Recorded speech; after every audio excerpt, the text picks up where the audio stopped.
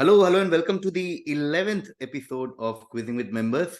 Everybody has the same question now. When will Pavan's streak end? No pressure on Pavan. Every week, two people I think came close recently, Nikunj and Siddesh. But we have three new challenges today. I'm very excited to see if one of them manages to end this streak, and we have a new Quizzing with Member champion. So let me call all the four contestants one by one. The first contestant is from Delhi, moved to Mumbai recently to pursue her master's at TIS, bachelor's degree in statistics. Okay, so scorekeeping will be done by her probably. Loves music and has been part of an amateur choir in Delhi. Wow, loves quizzing. Give it up for Anshula Mehta. Hi, thank you. Welcome, Anshula. Are you looking forward to beating Pavan today? I think that would be taking it too far. I'm just here to have some fun and maybe end with a non-zero score. Yeah. Fair. That should be the minimum target. Yeah. Yeah. Okay, cool. We'll see. Now we come to our next contestant, originally from Bhubaneswar, currently based in Gurugram, BTech from IIT Roorkee, works at MasterCard as a consultant. Okay, noted. Other than that, he's into sci-fi and geopolitics and loves quizzing as well. Give it up for Debjit. Hey, KV. Hey, everyone. Are you also looking forward to just non-zero score or looking forward to beating Pavan? No, yeah, I mean, fan of Pavan, so yeah, great to be playing against him. Okay, no pressure. Give it up for our defending champion, Pavan. Hi guys, how are you? Pavan, are you like, okay, I'm done now. I need to rest, or you're like, no, let's see how long this goes. We will see. I got my COVID shot yesterday, so I have a slight fever. So maybe today is the day. We'll see. We can blame it on COVID thing. Yeah, exactly. Okay. With that, we come to our last contestant on this panel, originally from Chennai, Tamil Nadu. Beautiful, works in retail strategy for Target. First time quizzer. Okay, always good to have first time quizzers here. Give it up for Ramnath. Hey, KV. Hi, Ram. Are you in Chennai now as well, or? No, I work in Minneapolis in the US. Nice. We have nice 50-50 today. 2 from India, 2 from the US. Okay. So excited. All the best. Anshula, Debjit, Pavan, Ramnath. And like Anshula said, let's have fun.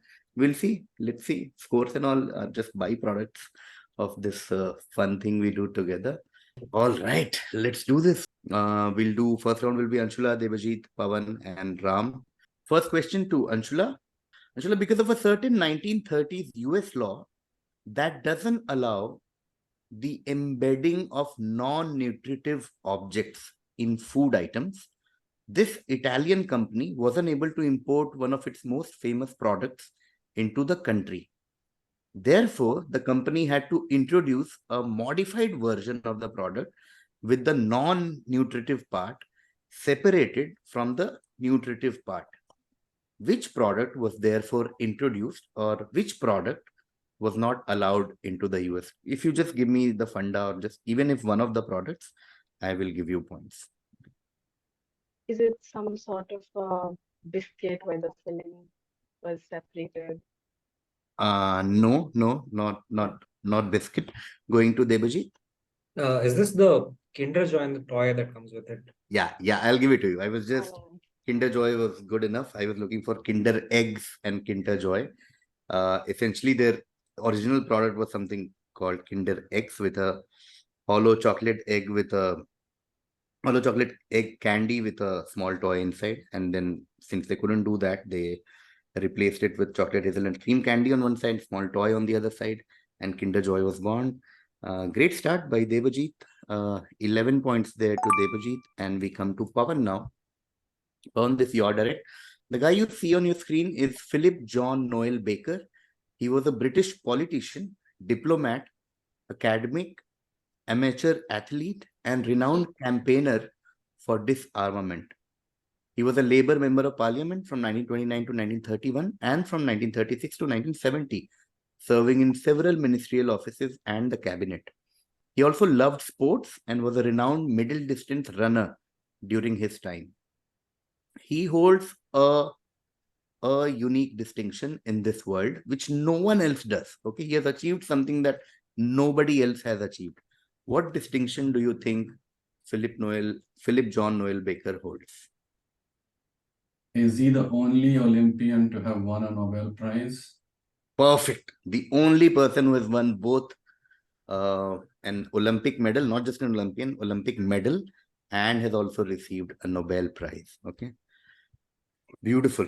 10 points there to Pavan. And now we go to Ram. Ram, Sir Donald Friel X was a civil servant who served as Lieutenant Governor of the Punjab between 1865 and 1870. He's generally remembered as a philanthropic administrator and was an advocate of allowing locals to manage their own social and municipal affairs. He encouraged Oriental studies and voiced his opinion on education in vernacular languages. Due to his efforts, the Indian government introduced vernaculars in universities alongside English. Now, all that is not the reason we might know him. We might have heard of him because a certain place in India is named after him. Okay, so X, which we've hidden, lends itself to a certain place in India. Okay, which place do you think is named after this guy? Oriental studies, and I frankly have no idea who he is. I'm trying to see if I can deduce it from any other clues in the Western. Sorry to interrupt. Can I ask a question Yes, before yes, Pawan. Ram answers? Is the place in India or Pakistan? Because you said India, Punjab. India. Okay. India. Yeah, I'm probably going to have to pass on this. Okay, passing to Anshula. No idea, but just to take a guess. Lansdowne. Sorry, Lansdowne. Okay, Lansdowne. not Yeah. bad. Okay, going to Debjit. Good guess. Yeah, is it, I mean, something nearby Dalhousie by any chance? Okay, no, passing to Pavan. Not Dalhousie. Dalhousie is named after Lord Dalhousie. Yeah. Is it McLeodganj? It is McLeodganj. Debjit, Yeah. you went geographically very close. Yeah. But he's Sir Donald Friel McLeod. And the place McLeodganj is named after him. Oh man. I mean, I thought this place was famous only because like the Dalai Lama guy lived somewhere nearby. Yeah. This Yeah. came up in the last episode. Yeah, Yes. that came up in. That's why I didn't that's why say thought it. may not Yeah. be. That's why I didn't say it. Yeah. Both Pavan and this came in the last episode. Huh? Okay. Yeah. Okay, this was Ram's direct. So Pavan gets 13 for this. McLeodganj is correct. We'll come back to Ram. Okay, Ram, we are talking about a certain game / a US president. X ball. So X is a president's name. Okay. X ball is a medicine ball game invented by this USA president's personal physician, Joel T. Boone, to help keep the then president fit. The city of West Branch, Iowa, hosts a national championship each year. On a trip to South America, President X observed a game of bull in the ring being played on the battleship Utah. Bull in the ring was popular among Navy ships and was an inspiration for X ball. So either just give me X or it's the same as the US president that you also see on your screen. So just tell me what game are we talking about? Okay, I'm just trying to replace X with all the US presidents that I know and see if something makes sense. President Basket and President Foot were just great presidents.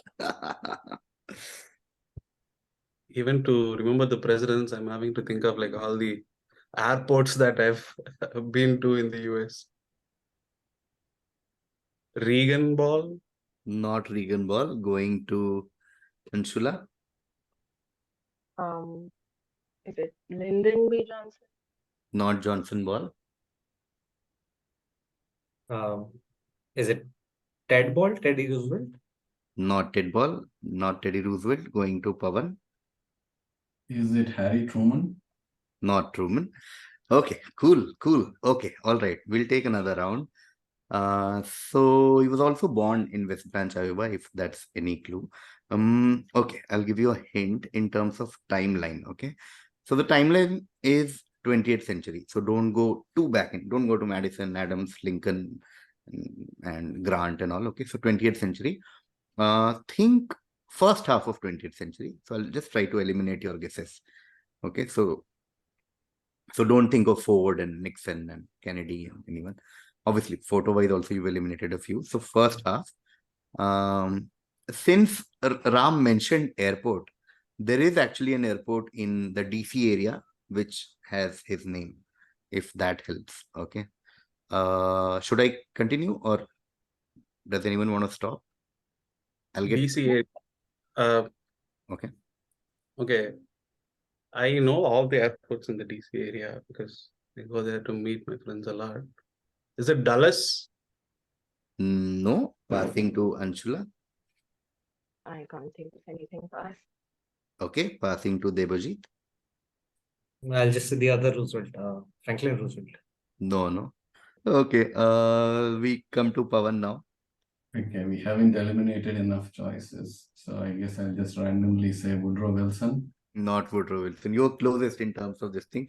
And Ram, I think you got confused because the airport doesn't exist now. It used to be an airport back in the day in the DC area. That was the closest airport I could think of. But I was like, there are only 3 airports in the DC area. There's Ronald Reagan, there's Dallas, and there's Baltimore. Baltimore doesn't have like a president name. I already said Reagan. So the other option was IAD, which is Dallas. Yeah. So, No. This airport used to be there back in the day. Really back in the day. Okay, so we were talking about the president just before FDR actually. We're talking about Herbert Hoover. Okay, so this is Hoover ball. Okay, this is Hoover ball and Hoover Dam and all that, you know. But dam would have been a giveaway. Hoover ball, Herbert Hoover. Okay, nobody gets it, which means we come back to Ram. Okay. Ram, this is an 1890 painting by Raja Ravi Verma titled X and Y. That's the painting's name. King X, as you can see in the painting, is captivated by Y and wants to marry her. Their liaison later set the stage for the epic Mahabharata. Y, brought up by a fish chieftain or fisherman chieftain, agrees to marry X on the condition that their children would inherit the throne, thereby creating a chain of events that would lead to several complications later in the epic of Mahabharata. Just tell me what is the painting called, X and Y, or you can just tell me the 2 people you see on your screen. I know this. Wow. Anything that I say will be a clue for the next person if my guess is wrong. It'll be if they know it, it'll be a very bad, easy guess for them. Love how Ram is sharing his self-conversation with all of us. If I do this and it goes there. Yeah, I mean, state board was a CBSE. You have to step marks. Yeah, you will get part points, just to clarify, even if you get one of these 2. Yeah, I know everything except their names. I know who his son and who was the lady's son who actually ended up with the throne and deprived the throne of the actual son of the guy with the bow. But I don't know their names. I'll probably have to pass. Okay, going to Anshula. Yeah, no, same. I have read this somewhere and now I can't recall. So just for the sake of guessing, even though it would be wrong, Bhishma and Ganga. Okay, not too far chronologically, but so not bad. Going to Debjit. This should be Shantanu and Satyavati. Yes, perfect. Both correct. 12 points there to Debjit. It's Shantanu and Satyavati. Okay, the painting is called Shantanu and Matsya. That was another name that she had because she smelled like a fish, like very nice smell and all that. Matsya and also known as Satyavati. So Shantanu and Satyavati. Okay. In case you guys want to revise all this, there is a beautiful series on YouTube called Mahabharata on this channel called Kumar Varun. Every Monday, a new episode comes for 5 minutes. You will have nice summary of the whole story. And this story is actually first or second episode, I think. Okay. Now Nice we come back. Nice problem. Yes. Okay. Coming to Pavan now. Pavan, Blinky is the red one and the one who will be most aggressive about chasing him around. Pinky is the pink one, and Pinky's game is all about ambushing him. inky is cyan and will take on the behavior of the other three at any given point. And finally, the orange one, Clyde, will chase him much like Blinky does until it gets close, and then it will take off to another direction. What are we talking about here? Who are these people? What are we talking about basically? Is this something to do with Mario? Not Mario, going to Ram. Is this the Teletubbies? Not Teletubbies, going to Anshula. Is it something to do with Pac-Man? Yes, that is correct. Anshula is also now on scoreboard. We are talking about Pac-Man. These are the four ghosts in Pac-Man. Inky, Pinky, everything. Now everything fits. So 12 points there to Anshula. And we come to Debjit for the next question. The X defense is a set of various irregular chess opening systems in which black moves a number of pawns to the 6th rank, often developing pieces to the 7th rank, and does not move any pawns to the 5th rank in the opening. According to Grandmaster Andrew Martin, the idea behind this strategy is to construct a strong and stable position while at the same time looking at what the opponent is doing accordingly. Grandmaster T.H. Person agrees with the naming of the strategy behind the animal too. So X is an animal. Now we are describing the animal. The X lies low in the water. It looks almost ridiculously passive, and many theoreticians consider the X to be peaceful, almost meek animal. But nothing could be further from truth. On closer scrutiny, the animal, the position, and the statistics look almost entirely different. The X is a fierce animal, ready to crush anyone who gets too close, he says. What is this defense called? The X defense, which is named after an animal. And the reason it's called that is because, like, even if you don't know chess, the idea is that something looks very peaceful, simple, but it's actually very dangerous. I mean, just because it looks peaceful, it's dangerous. I mean, let's just go with hippopotamus. Yes, what a great crack. It is the hippopotamus defense. It's the hippopotamus defense. 10 points there to Debjit. It is hippopotamus defense. And now again, everything fits. It looks simple, but it's very crazy. Or it could be crocodile, but it does not look peaceful. Yeah. Crocodile from the word go is very like, please. Okay. Coming to Pavan now. Pavan, like many beloved dashes, X was the product of experimentation in a pharmacy.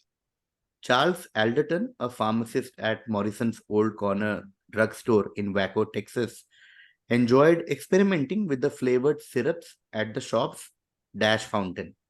Instead of just accepting the standard fruit flavors available at the time, in 1885, Alderton mixed and mashed flavorings until he had crafted a unique dash that customers loved.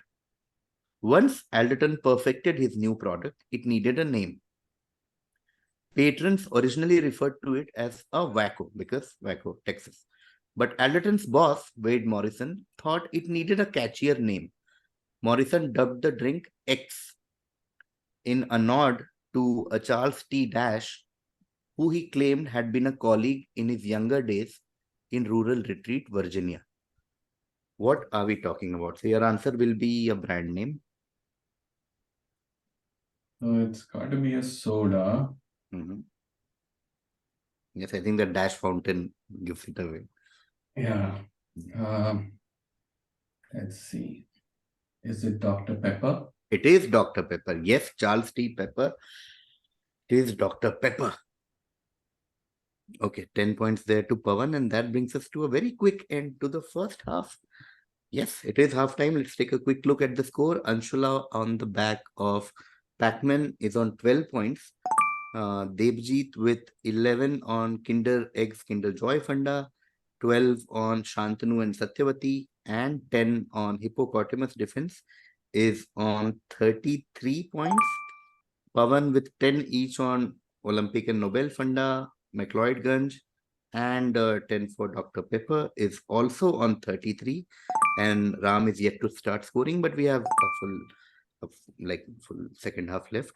Okay, the order will now be Ram, Pavan, Debjit, and Anshula. Close game between Debjit and Pavan for now, but we'll see how the second half goes. We'll start with Ram now. Ram, this is your direct. Okay. Connect this diagram to a 19th century English mathematician who, through his books, The Mathematical Analysis of Logic in 1847 and another book called An Investigation of the Laws of Thought in 1854, is credited with laying the foundations for the information age. And then there is a bunch of lines and whatever, but the important thing is true, false, and other thing. And the other thing is all of us might have heard the name in our life for sure. Okay, we'll start whenever. Ram. Boolean. Sorry, Ram. Is it Boolean?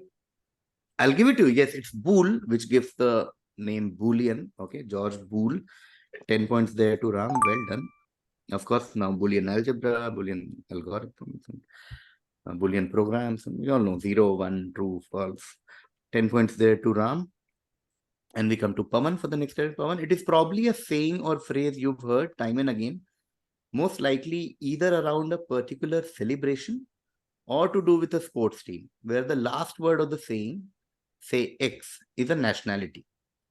According to Professor Edward T. O'Donnell, during the gold and silver rush years in the second half of the 19th century, a number of the most famous and successful miners were of X and or ex-American birth.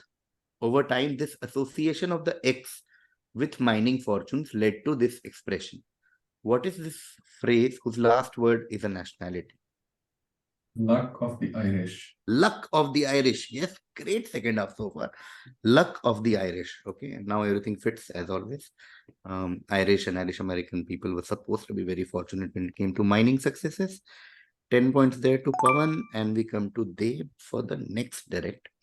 Okay, this is a lit plus football question. Okay, the title of this book shares its name with a 1932 work of fiction. Spanish journalist Guillem Balague, during the 2016-17 Premier League season, got unlimited access to the Tottenham Hotspur dressing room. He then came up with this masterpiece, explaining how Pochettino, who is the coach, as you can see on the book cover, transformed the entire Spurs DNA. Just tell me the name of this book. And before anybody guesses, even if you don't know anything about football or Tottenham Spurs or Pochettino, you can focus on a famous 1932 work of fiction, a book that you think can also be title of a rejuvenated team, okay, a team that has transformed. Is this A Brave New World? Yes, it is. It is Brave New World. Well done. It is Brave New World, of course, most famously the title of the Huxley's book, but also title of this book. And it fits in both places. Okay, 10 points there to Debjit. And we come to Anshula. Anshula, Saint Sebastian died in 288 AD or CE, was an early Christian saint and martyr. He is most commonly depicted in art and literature tied to a post or tree, as you can see. His most famous depiction is by an early Renaissance painter, Botticelli. Now, cut to 1968. In the year 1968, this painting inspired George Louis, the then art director of Esquire magazine, to create one of the most iconic covers of all time. Just tell me, what cover are we talking about? So I'm just looking at a name. Somebody on their cover was directly inspired from the painting that you see on your screen right now. Sorry, can I ask a question? Yes. Do we have to name the person depicted on the cover? Yes. Is this Muhammad Ali? Yes. Wow. Perfect second half so far. Well done, guys. I'm so happy to see this. Boole and Luck of the Irish, Brave New World, Muhammad Ali. Questions from all over the world and being answered by people from all over the world so perfectly. Beautiful. It is the famous iconic Esquire cover with Muhammad Ali. The Passion of Muhammad Ali. Okay. Which means we come back to Ram now. Okay. American Colonization Society, ACS, originally known as the Society for the Colonization of Free People of Color of America, was founded in 1816 by Robert Finley to encourage and support the migration of free African Americans to the continent of Africa. The organization believed Black people would face better chances for freedom and prosperity in Africa than in the United States. Tell me what resulted because of this in the early 19th century. Was it the creation of an African country?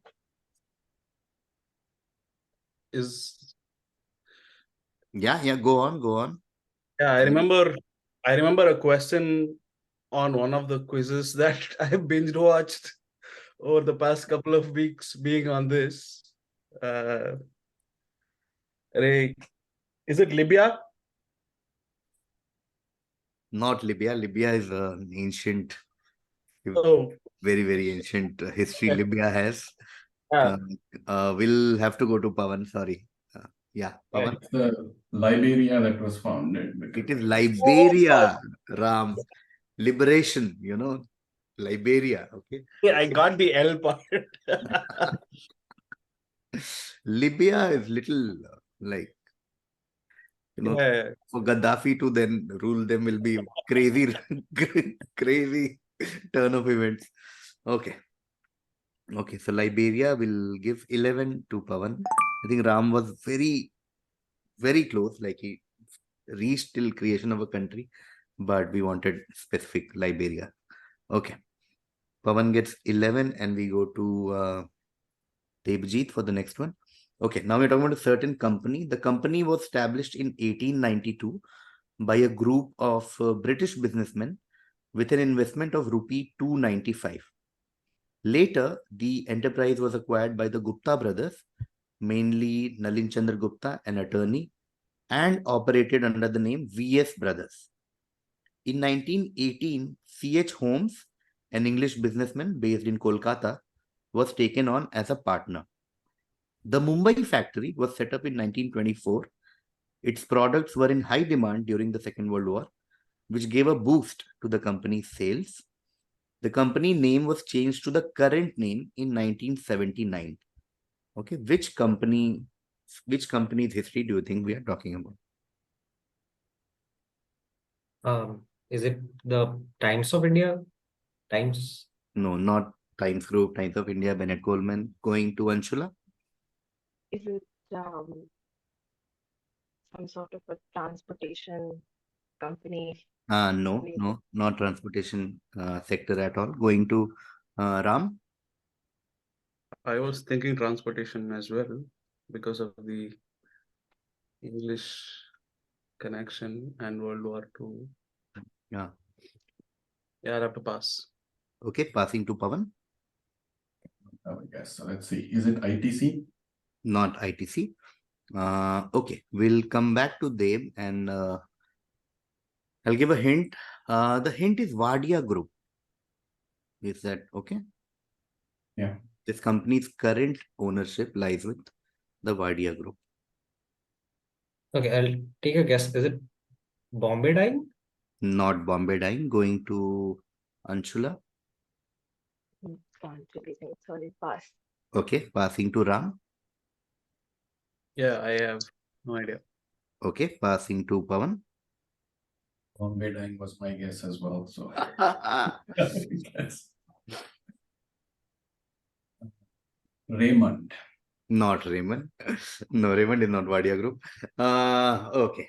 Oh man, crazy. I thought if Wadia Group, if they've eliminated Bombay Dyeing, then they only have two like other big brands. One is of course Goyer, which obviously wasn't found in 1892. The other is Britannia. Okay. So you guys missed Britannia. Britannia is owned by Wadia Group. And we are talking about Britannia that started still headquartered in Kolkata. And the Second World War that was biscuits. Okay, they used to make biscuits for British Army, and that really helped their sales. Okay, so we are talking about Britannia. Okay, Britannia goes unanswered, which means the next direct will again come to Debjit. Okay, we're looking at a one-word answer now. The word derives from a Sicilian adjective, which roughly translated to swagger, but can also be translated as boldness or bravado. In reference to a man, the adjective in 19th century Sicily signified fearless, enterprising, and proud, according to scholar Diego Gambetta. In reference to a woman, however, the feminine form adjective means beautiful or attractive. What is this word for which the southern Italian region of Calabria is world famous? One word answer, and the 80 is given that it comes from Sicily, roughly translated to swagger, but also boldness and bravado, and bunch of other clues. I'll say Neapolitan. Not Neapolitan. Going to Anshula. It's machismo. Not machismo. Going to Ram. I don't know. For some reason, I keep thinking about tomatoes. Like Italian and feminine form, attractive, beautiful, attractive. Italian. I mean, pizza and tomatoes are probably the first thing that comes to my mind. I mean, this quiz thing is a whole lot easier when you're watching it on TV and like judging all the other. Yes, that's true. Okay, Ram, any guesses? Apart from tomato and... Yeah, I'm sorry. Sicario. Not Sicario, okay. But good guess. Going to Pavan. I was gonna guess machismo as well, but is it braggadocio? Okay, no. Okay, we'll start again with Deb. Okay, it's a... the hint is... See, when you think of Sicily, think of some of the first words that come to your mind. Okay, that's one hint, just in general. Okay, you think of Sicily, in what context we might have heard of Sicily. Okay, that's first. Second is think of a closely knit group. Okay, and think, is that... Yeah. Should we take one round with that? Think of organization, closely knit group, and think Sicily and what for... Forget about fear, like the beautiful, attractive, and all of this. The word's origin actually comes from a Sicilian slang, which roughly translates to bragging or boldness or bravado and swagger, etc., etc. But we might have not necessarily used it in this context at all. We might have used it in the context of a closely knit group or an organization. Think Sicily and think what one word can you think of?